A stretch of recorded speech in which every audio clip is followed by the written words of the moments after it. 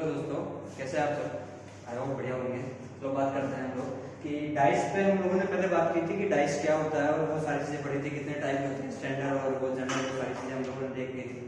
और कहीं ना कहीं हम लोगों ने ये भी देख लिया था कि बेसिक कॉन्सेप्ट क्या है डाइस का, विपरीत फलक क्या होता है, सतह फलक, ये सब चीज़ें हम लोगों ने देख ली थी। अब बात करते हैं उन चीज़ों पे जहाँ से सबसे ज़्यादा क्वेश्चन पूछे जाते हैं। ऐसा मान लो कि अभी तक जो डाइस चैप्टर हम लोगों ने पढ़ा था वो सिर्फ और सिर्फ वो नहीं आते। अपने हिंदी के चैप्टर में हम लोग पढ़ते थे भूमिका करके, पहले टाइटल आता था ना, पहले इंट्रोडक्शन जो होता था, बस वो वैसा कुछ था पहले वाला वीडियो। ये पार्ट 2 जो है, इसमें हम लोग बात करेंगे कि कहाँ से अपने क्वेश्चन जो है वो आते हैं। देखिएगा ध्यान से कि अपने पास क्या दे रखा है कि when two positions are given of a single dice, जब एक ही डाइस की दो पोजीशन दे रखी हो, जब एक ही डाइस की दो पोजीशन दे रखी हो, तब हम लोग क्या करते हैं, तो इसमें तीन केसेस बनते हैं। पहला केस बनता है नो कॉमन, दूसरा केस बनता है one common and third we have two common. That means जब एक ही डाइस की दो पोजीशन दे रखी है और कुछ भी चीज कॉमन ना हो, एक केस के बनता है। दूसरा केस क्या बनता है, जब एक ही डाइस की दो पोजीशन दे रखी है और कोई भी एक सतह जो है वो क्या हो, कॉमन हो, बेनिस्ट हो, कोई भी एक सतह, जैसे आप देख सकते हो इन दोनों में कौन सी है, तीन है ना, कॉमन है ना, दोनों एक ही सतह कॉमन है। अगला जो थर्ड वाला केस है वो क्या है, टू कॉमन, जब अपने पास क्या हो, दो सतह जो है वो कॉमन हो। जब दो सतह कॉमन हो तो एक वो केस होता है। अब ध्यान से देखिएगा, वही बात चीज है कि विपरीत सतह वाला पूछेगा, लेकिन जब अपने पास नो कॉमन यानी एक ही डाइस की दो सिचुएशन रखी है, दो पोजीशन रखी है और उनमें कोई भी चीज कॉमन ना हो, तब क्या करते हैं, तो कुछ नहीं, अपने को क्या करना है, कोई भी एक नंबर उठा लो, ठीक है, और उस नंबर से क्लॉकवाइज चलते रहो। जब मैंने इसको 2 अगर यहाँ पर लिया तो 2 से जब क्लॉकवाइज चल रहा हूँ तो क्या मिला मेरे को, 2 से क्लॉकवाइज मिला 3 मिला, 3 के बाद क्या मिला 4 मिला। इसी के ऑपोजिट क्या हो सकते हैं, तो इसके ऑपोजिट हो सकते हैं ये सब चीजें, क्या एक नंबर उठाओ और क्लॉकवाइज चलते रहो। जब एक नंबर उठाया तो 1 आया, फिर 5 आया, फिर 6 आया। इस बात का मतलब क्या है, इस बात का मतलब ये है कि 2 के ऑपोजिट 1 हो सकता है, 2 के ऑपोजिट 5 भी हो सकता है और 6 भी हो सकता है। 3 के ऑपोजिट 1 हो सकता है, 3 के ऑपोजिट 5 हो सकता है और 3 के ऑपोजिट 6 भी हो सकता है। तो आप इस बात से एक और लॉजिक लगा सकते हो कि कोई भी चीज का मतलब अगर इसके अंदर किसी भी सतह के बारे में, चाहे 2 के बारे में पूछे, चाहे 3 के बारे में पूछे, चाहे 4 के बारे में पूछे, अगर इनमें से किसी भी एक सतह के बारे में बोलते हैं और बोलते हैं कि इसके विपरीत सतह पर कौन सी है, तो हम लोग निश्चित आंसर नहीं दे सकते, क्योंकि अपने पास यहाँ पर कितनी पॉसिबिलिटी जा रही है, 3 पॉसिबिलिटी जा रही है। यदि मैं ऐसे बोल दूं कि इसमें अगर एक डाइस है, आपके पास दो सिचुएशन दे रखी है और दो के विपरीत अंक बताओ, तो दो के विपरीत अंक 1 भी हो सकता है, 5 भी हो सकता है, 6 भी हो सकता है। इस बात का मतलब क्या है, इस बात का मतलब ये है कि हम लोग एक निश्चित आंसर नहीं दे सकते। इस कंडीशन में हम लोग एक निश्चित आंसर नहीं दे सकते। अगर केस 2 में बात करें तो 2 में देखिए क्या देखा है कि वन कॉमन यानी एक चीज जब कॉमन हो तो कॉमन कौन सी है, 3 है जी। जो कॉमन है हमें वो सतह ढूंढनी है। कॉमन से हमें फिर क्लॉकवाइज चलना है। कॉमन से जब आप क्लॉकवाइज चलोगे, यहाँ पर चल रहे हो कॉमन से क्लॉकवाइज, ठीक है, जब कॉमन से इस पोजीशन में कॉमन से क्लॉकवाइज चल रहे हो तो 3 आया, 3 से जब आप क्लॉकवाइज चल रहे हो तो फिर 5 आ रहा है और फिर क्या आ रहा है, 2 आ रहा है। इससे जब आप क्लॉकवाइज चल रहे हो सेकंड वाले में तो 3 से जब आगे बढ़ोगे तो 4 आया और 4 से जब आगे बढ़ रहे हो तो 6 आया। तो इस बात का मतलब क्या है कि 2 के ऑपोजिट कौन सा है, 6, यानी 2 के ऑपोजिट जो अंक है वो 6 होगा। 5 के ऑपोजिट पूछ ले तो 5 के ऑपोजिट जो अंक होगा वो 4 होगा।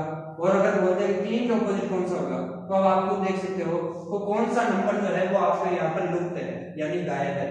सीधी सी बात है, कितने नंबर होते हैं, 1 2 3 4 5 और 6, ये 6 नंबर होते हैं। इनमें से कौन सा अंक जो है वो यहाँ पर गायब है, जो गायब है वही इस 3 के ऑपोजिट है। गायब कौन सा है, 1। तो यहाँ पर अगर बोलते हैं 3 के ऑपोजिट जो है वो कौन सा फलक होगा, 1। 5 का ऑपोजिट कौन सा होगा, 4 होगा। 2 का ऑपोजिट कौन सा होगा, 6 होगा। तो आप क्या पता लगाए इससे एक चीज ये सीखने को मिलेगी, जब अपने पास एक ही सतह कॉमन हो तो उस सतह को पकड़ना है और वहां से क्लॉकवाइज चलना है। क्लॉकवाइज चलने पर आपको ये रिजल्ट मिल जाएगा। और ये रिजल्ट किस बात का मिल रहा है, ये रिजल्ट मिल रहा है अपने को विपरीत फलकों का। यहाँ से ये फलक जो है ये इसका विपरीत है, ये फलक इसका विपरीत है, ये फलक इसका विपरीत है। आई होप आप लोग समझ पाए। तीसरे वाले केस में बात करें, तीसरा केस क्या है, जब दो चीज कॉमन हो, कितनी सतह, दो सतह कॉमन हो, तो जो सतह कॉमन हो ना उसको छोड़ के एक बार ये देखो तीसरी सतह जो है वो हमेशा क्या होगी, विपरीत होगी। तीसरी सतह जो है वो एक दूसरे की क्या होगी, विपरीत होगी। यानी इस कंडीशन में अगर मैं बात करूं तो 4 के विपरीत जो अंक होगा वो कौन सा होगा, 5 होगा। 4 के विपरीत जो अंक होगा वो कौन सा रहेगा, 5 रहेगा।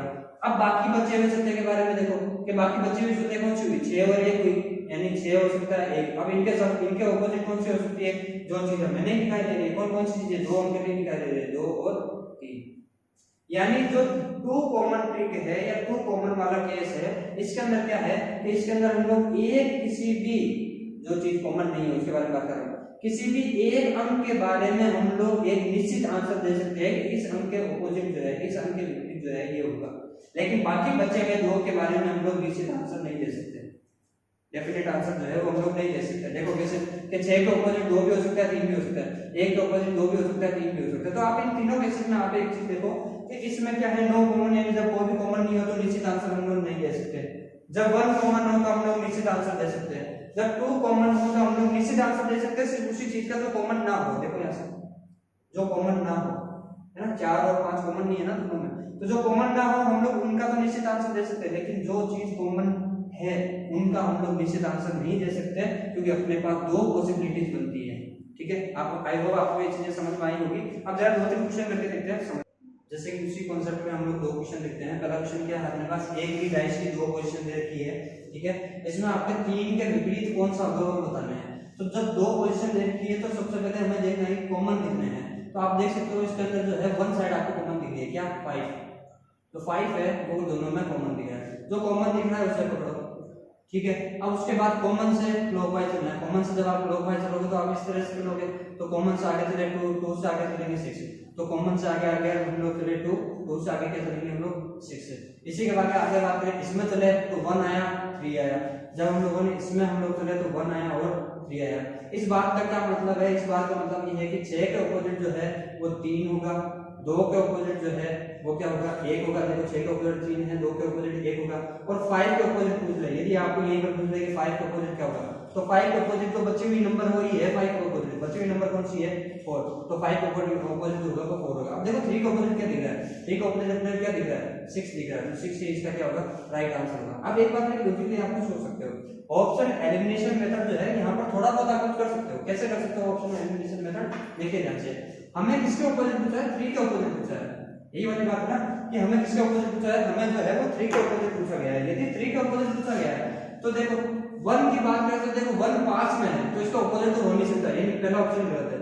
दूसरा बात करें 5, तो 5 भी 3 के पास में है, तो ये तो हो नहीं सकता। अब बचे हुए ये दो ही ऑप्शन। अब दोनों में से एक लॉजिक लगा के देखो, क्या 3 के ऑपोजिट पूछा है, तो 3 के ऑपोजिट जब हम लोगों ने निकाला था 3 के ऑपोजिट क्या आ रहा था 6 ही आ रहा था, यानी दोनों में से कौन सा रहेगा आंसर 6 है। तो आप कंप्लीटली इसके अंदर ऑप्शन एलिमिनेशन मेथड नहीं निकाल सकते, लेकिन इतना जरूर है कि आप दो मेथड दो ऑप्शन को जो है वो आप थोड़ा नेगलेक्ट कर सकते हो या पहले गलत कर सकते हो कि ये तो होगा ही नहीं। आगे वाले में बात करें, जैसे देखो इसमें भी देख लो 2 के ऑपोजिट पूछा गया है। ठीक है, तो पहले जो कॉमन है वो देखो, दोनों में कौन सी चीज कॉमन दिख रही है आपको, देखो ये नंबर दिख रहा है 3 इसमें भी है 3 इसमें भी है, जो कॉमन है उसको लिख दो, और कॉमन से आप क्लॉकवाइज चलो। कॉमन से जब आप क्लॉकवाइज चल रहे हो तो कॉमन से क्लॉकवाइज चलने पर क्या है 6 आया, उसके बाद क्या आया 1 आया। नेक्स्ट अगर हम लोग बात करें तो कॉमन से क्लॉकवाइज चले 2 आया, 2 के आगे क्या आया 4, तो 2 आया और उसके बाद क्या आया 4। इट मींस व्हाट कि 6 का ऑपोजिट होगा 2 और 1 का ऑपोजिट क्या होगा 4। किसका ऑपोजिट पूछा है 2 के ऑपोजिट पूछा है कि 2 के ऑपोजिट कौन सा होगा, 2 के ऑपोजिट कौन सा होगा 6 होगा, यानी जो आंसर होगा वो उसका कौन सा होगा सी होगा, वो आंसर होगा। एक क्वेश्चन और देखते हैं इससे रिलेटेड। अगला क्वेश्चन देखिएगा क्या चीज है, अपने पास वैसे है ना एक ही डाइस की 2 पोजीशन दे रखी है, इसमें वही वाली चीज अपने को वापस से काम लेनी है, क्या कॉमन देखो।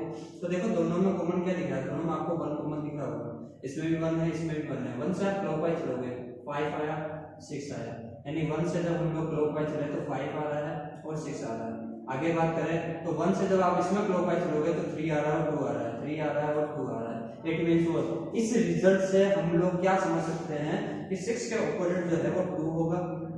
ठीक है, 5 के ऑपोजिट जो है वो क्या होगा 3 होगा, और 1 जो है इसके ऑपोजिट रिमेनिंग नंबर कौन सा है, ये बचा हुआ नंबर कौन सा है, और बचा हुआ नंबर कौन सा होगा 4 होगा। अब देखिए किसके बारे में पूछा है कि 6 के ऑपोजिट कौन सा है, तो 6 के ऑपोजिट क्या आ रहा है 2 आ रहा है, तो 6 के ऑपोजिट जो है वो आंसर कौन सा होगा 2 होगा। ठीक है, अगले वीडियो में हम लोग क्या करेंगे ध्यान से सुनिएगा, अगले वीडियो में हम लोग कुछ और इसी टाइप के क्वेश्चन जो है वो भी करेंगे, प्लस आप लोगों ने देखा होगा कि एक खुला पासा और होता है ना, उससे रिलेटेड भी क्वेश्चन हम लोग अगले वीडियो में करेंगे। Till then see you letter.